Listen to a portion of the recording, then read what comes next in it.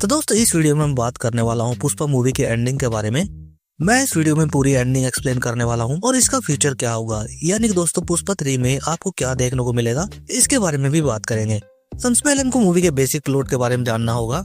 तो पुष्पा पार्ट 2 में पुष्पा भाऊ अपना स्मगलिंग का काम चालू रखता है। वह चंदन की लकड़ियां स्मगल करता रहता है और वहीं पर बनवर सिंह शेखावत उसके रास्ते का रोड़ा बना रहता है। जैसे कि जब श्रीवल्ली सीएम के साथ एक फोटो मांगती है कि पुष्पराज सीएम के साथ एक फोटो खिंचवा कर आए, वह घर पर लगाएगी। उसके बाद पुष्पा भाऊ फोटो खिंचवाने के लिए सीएम के पास जाते हैं, लेकिन सीएम उसको मना कर देता है, जिसकी वजह से भाई का ईगो हर्ट होता है एंड अपनी बीवी की बात मानने के लिए वह सिद्धप्पा को सीएम बनाने की सोचता है, और जिसके कारण उसको बहुत सारा पैसा चाहिए था। तो वह इंटरनेशनल लेवल पर डील फिक्स करता है।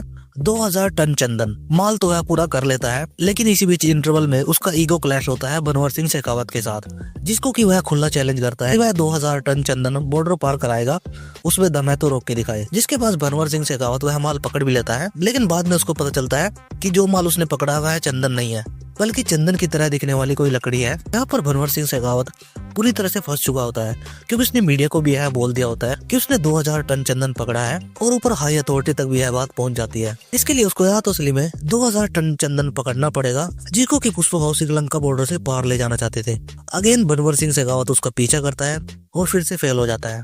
पुष्पा भाऊ आराम से वह चंदन बॉर्डर पार करा लेते हैं। उसके बाद बनवर सिंह शेखावत को यह रियलाइज होता है कि पुष्पा उसकी पहुंच से बाहर जा चुका है, लेकिन अब उसको डर था कि मीडिया और हाई अथॉरिटीज को क्या जवाब देगा जब उनको पता चलेगा कि 2000 टन जो उसने पकड़ा है वह चंदन की लकड़ी नहीं है। इसी बीच उसको आइडिया आता है कि लकड़ी को अगर जला दिया जाए तो किसी को क्या पता चलेगा कि यह चंदन की थी या किसी और की। जिसके साथ वह पूरे 2000 टन की लकड़ी को जला देता है, जो कि चंदन नहीं होता, और उसके साथ खुद भी जल जाता है।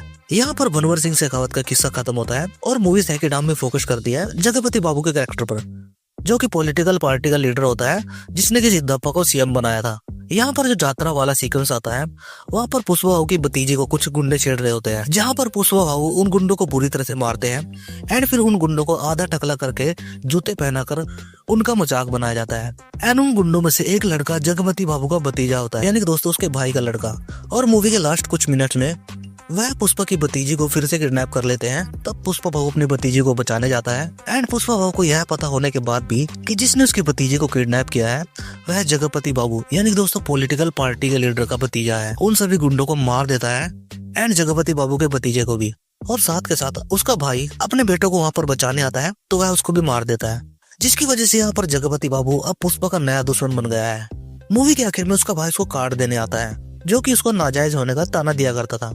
यानी कि वो लोग पुष्पा भाऊ और उसकी फैमिली को अपना लेते हैं और उसको अपनी बेटी की शादी में बुलाते हैं, जिसकी जान पुष्पा भाऊ ने बचाई थी।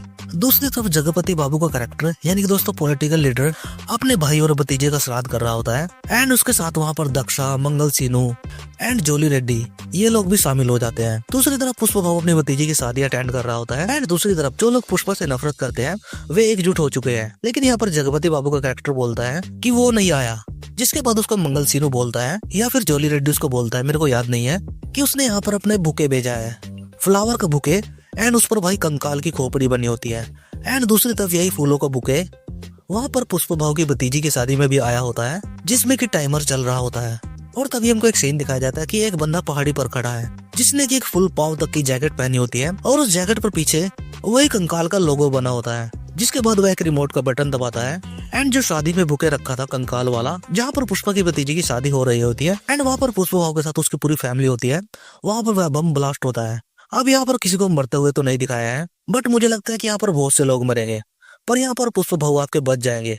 अब यहाँ पर मेन सवाल उठता है कि यह आदमी था कौन जिसने वह कंकाल फेस वाली जैकेट पहनी होती है और जगपति बाबू उसको कैसे जानता है। तो यहाँ पर 3 पॉसिबिलिटी हो सकती है, या तो कोई ये सिंडिकेट का मेंबर हो जो कि पुष्पा भाऊ से नफरत करता हो, एंड मुझे लगता है कि सिंडिकेट में से कोई ऐसा नहीं करेगा क्योंकि सब लोग पुष्पा भाऊ से डरते हैं। सेकंड पॉसिबिलिटी बनती है यह कोई इंटरनेशनल लेवल का थ्रेट हो सकता है, क्योंकि पुष्पा भाऊ ने अभी इंटरनेशनल मार्केट में एंटर किया है, जिसकी वजह से उनका कोई दुश्मन बन गया हो। लेकिन मुझे लगता है कि जो तीसरी पॉसिबिलिटी है वो सही हो सकती है, यह पक्का बनवर सिंह शेखावत का कोई रिलेटिव होगा।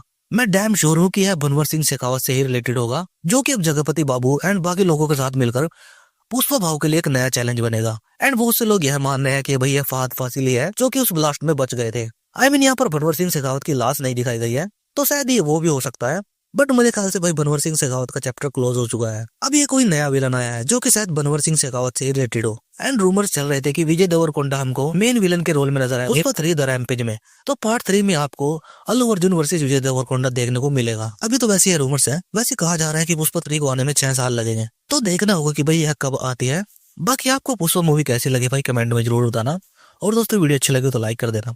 मिलता होगा आपसे किसी नेक्स्ट वीडियो में, तब तक के लिए बाय बाय, टेक केयर।